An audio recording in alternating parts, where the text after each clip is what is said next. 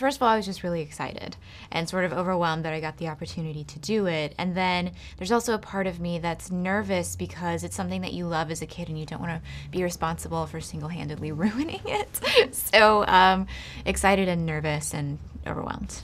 I had fun with Will. He's really funny in person. Sometimes with comedians, they're actually really intense in person. But I guess he's not necessarily like strictly a comedian because he's like just funny all the time and he's not too heavy and like introverted like some of them can be. And he's also a dad and he's got really cute kids that would come to set. So I had a good experience with him. You know, I had seen models of the Turtles while we were on set, like tiny little models of what they were going to look like, but it doesn't do justice to what ILM has done because as a fan, like I'm not bothered by the fact that they look different or that they're more realistic looking. I feel like they're incredible, and there are those scenes that they have with Sensei where he's fighting Shredder and they're trying to lift the gates, and it's very emotional, and I cry.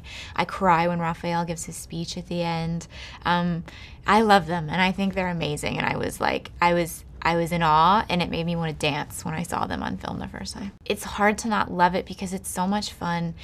There's action, obviously, but it's really silly, and they're lighthearted, and they're brothers, so you have this family element where they're constantly teasing and ragging on each other, and then you've got the battle for power between the two that want to be the leader, and you've got the dad element, and then they're also sort of orphans and outcasts and heroes, and you have it's layer upon layer of just yummy comic goodness that I don't think people can just let it go. It's just too perfect. You don't have to be fans of the Turtles to love this movie because it's super funny. I don't think people realize how funny it is and how clever it is that way with humor.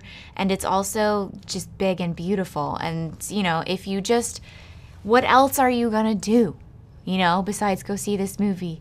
The snow chase sequence is incredible. And then I think there's an elevator scene with the Turtles where they dance.